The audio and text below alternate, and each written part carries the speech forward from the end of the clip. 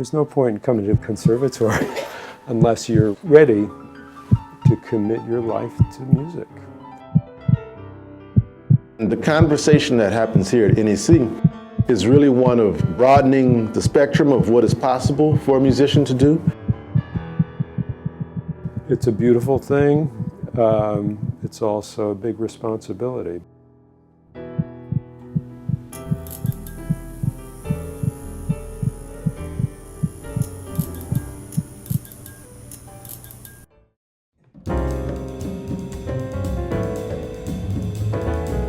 Ultimately, you're a product of your choices. You're a product of three things: what you listen to, what you practice, and who you play with. You can't listen to everything, you can't practice everything, you can't play with everybody. When you come into NEC, you think that this is the scope of your musicianship. Like, this is it.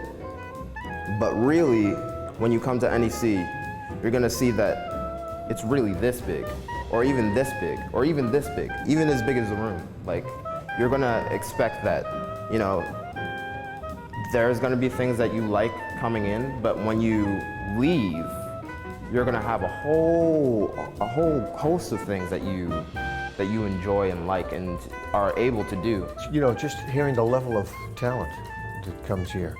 Like every year, I don't know what it is, but these students come in, they seem to be getting better and better and better. It's an ever-evolving place. It's always got its finger on the pulse of what's vibrant in music, and it creates a perfect environment for people to workshop their ideas and to explore, to share their ideas with people from different musical backgrounds and different genres. The students I encounter here are extremely thoughtful with what they're trying to address in their music. They really contemplate these ideas and they wrestle with them on the instrument. But the conversation here is very open, so you have lots of disciplines crossing over into one another. One thing that NEC does that's incredible is that they let you have multiple studio teachers. So you can be working as a singing student with Dominique Eade, but then I can also be learning from Fred Hersch, Miguel Zenón, Ken Chapos. There's so many amazing faculty here. And the idea is that every teacher instills their information to you, and then you take that. It's like planting a seed, and then for the rest of your life you can be harvesting that and working on those things. Well, from my students, I think I demand, you know, an open dialogue, an open mind. Not necessarily, I don't want a blank canvas. I want you to have opinion, you know. I want you to have opinion about what you're playing. I want you to have opinion about what I ask you to try, you know, so that I understand where you're coming from, you know. And so I also ask my students to really understand where they are from, culturally. You know, what is your heritage? How do you think that makes an impact on the music you're playing? It definitely does.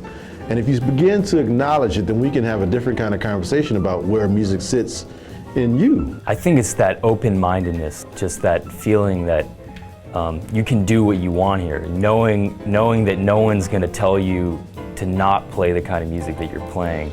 The people that are here are always so supportive. You know, they'll take what you have and really accentuate the beauty of it. So the faculty here are incredible, and they're just world class. I would say the focus at NEC has always been on small ensembles because that's where the individuals have a chance to develop their individuality. It's where they have a chance to improvise in a meaningful way with others. I think the best advice I could give anybody who's coming to NEC is to really be open-minded. You'll be exposed to all types of music. And you'll never really know what you want to do until you explore everything. If you want to be a jazz musician, you need to really understand that it's not just by listening to jazz that'll make you a creative musician. It's by taking everything in the world that you listen to and then trying to focus on what you want to be through everything that you've checked out. That's my advice. Like, always be open-minded.